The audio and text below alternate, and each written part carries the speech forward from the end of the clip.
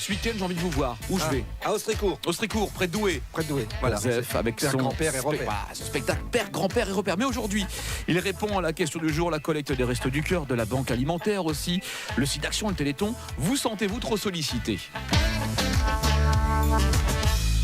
Moi, je dis que sollicitation bien ordonnée commence par soi-même. Là, oui, compliqué. Bah oui, vous allez voir, j'explique.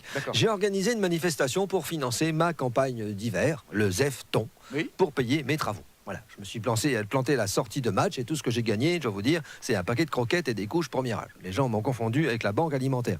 Je les ai revendus sur le bon coin, ça m'a fait 15 €. Ça paye les vis. Voilà. La prochaine fois, je crois que je dirais que c'est contre le virus Zika. C'est nouveau, c'est moderne, c'est pour me payer le placo. C'est bien. Puis il paraît que ça rapporte plus que le sida en ce moment. Donc voilà, je vais faire Zika. Vous remarquerez que j'ai bien dit, on donne contre. Oui. Parce que j'entends souvent des gens dire j'ai donné pour le sida. Personne n'est pour le sida. À part Donald Trump, peut-être, à partir du moment où ça touche les homosexuels, noirs et musulmans. Ce que j'ai remarqué, moi, pendant mon ZEF-Ton, c'est qu'il y a des gens qui ne peuvent pas donner, mais qui donnent quand même. Ça, c'est chouette, ça. Savez-vous que la plupart des bénévoles d'associations caritatives sont eux-mêmes bénéficiaires de ces mêmes associations? Là, il y a du vrai héros, là. Ah là, c'est sûr que ça produit pas de pétrole. Ça s'achète à manger pour une famille de morphales et pas des avions Rafale. Mais là, il y a de la Légion d'honneur à distribuer. Hein, bon, là, il y a du sang d'or dans le lot, ça c'est sûr, mais le Saoudien a une dentition parfaite. C'est vrai, ça mange proprement, un Saoudien. Tandis qu'un récipiendaire avec un clavier à piano à la place des ratiches, ça fait tâche à l'Élysée, c'est sûr. Ça n'a même pas fait le conservatoire, mais ça mange que de la bouffe molle en conserve.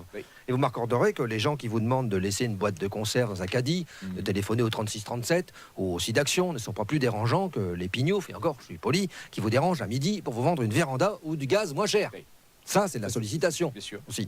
Ah, quand j'étais pauvre, moi, c'était le bon temps. J'étais jamais sollicité. J'avais pas le téléphone. Ah oui, c'est vrai. On peut pas peigner un diable qui a pas de cheveux, disait ma grand-mère. Voyez ça.